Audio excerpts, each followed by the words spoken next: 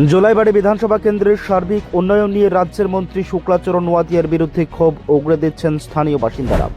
তাদের অভিযোগ, নির্বাচনের আগে দেওয়া একাধিক প্রতিশ্রুতি এখনো বাস্তবায়িত হয়নি, ফলে উন্নয়নের আশায় ভোট দিলেও বাস্তবে হতাশ হতে হচ্ছে সাধারণ মানুষকে।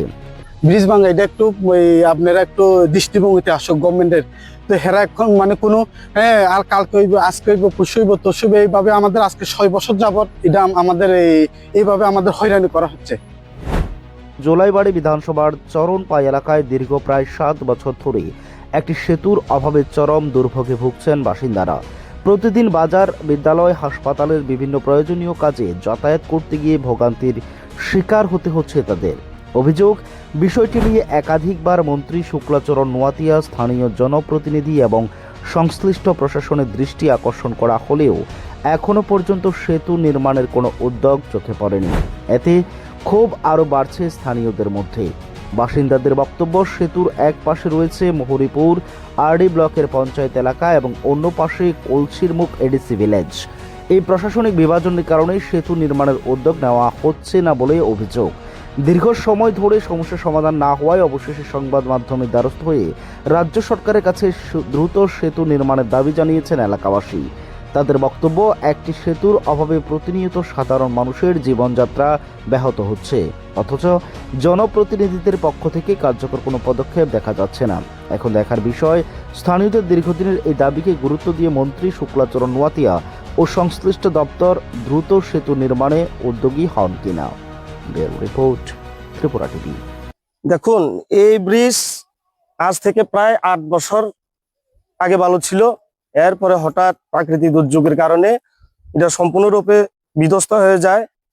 আমরা লোকালের নেতৃত্ব এবং দপ্তরের সাথে অনেকবার যোগাযোগ করেছি, কিন্তু তাদের কোনো হেলদোল নেই। বারবার জানানোর পরেও এটা মেরামতের কাজের জন্য কোনো উদ্যোগ নেওয়া হচ্ছে না এখন পর্যন্ত। এই পথ দিয়ে অনেক স্টুডেন্ট, সাধারণ শ্রমজীবী মানুষ, খেটে খাওয়া মানুষ এই পথ দিয়ে হাঁটাহুটা করে। ব্রিজ ভাঙার ফলে, এই কালভার্টটা ভাঙার ফলে তাদের আর আসা যাওয়া বা স্কুল স্টুডেন্টরা আসা যাওয়ার ক্ষেত্রে অনেক অসুবিধা হচ্ছে।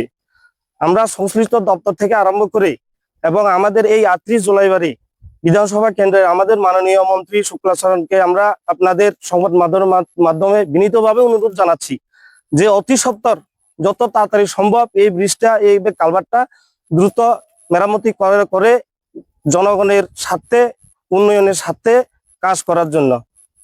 সরকার বলছে সবকা সাথ সবকা বিকাশ, কিন্তু আমরা যে কাজগুলো দেখতেছি এই জলবায়ু বিধানসভা কেন্দ্রের অন্তর্গতে তেমন কোনো কাজের দেখতেছি না। কিন্তু আমরা চাই যে সরকার যেভাবে প্রতিশ্রুতি দিয়েছিল সেই প্রতিশ্রুতিগুলি অক্ষরে অক্ষরে পালন করুক। সারা রাজ্যের মধ্যে, বিশেষ করে জেনারেল এরিয়ার মধ্যে যেভাবে উন্নয়নের অগ্রগতি দেখা যাচ্ছে, তদরূপ এই এডিসি এরিয়ার মধ্যে কিন্তু আমরা সেই উন্নয়ন দেখতে পাচ্ছি না। তাই আমরা সরকার এবং আমাদের মাননীয় শুক্লাচরণ বাবুর কাছে আমরা বিনীতভাবে অনুরোধ রাখছি যেন সংশ্লিষ্ট দপ্তরের সাথে যোগাযোগ করে এই ভাঙা কালভার্টটা পুনরায় নির্মাণের উদ্যোগ নেওয়া হয়।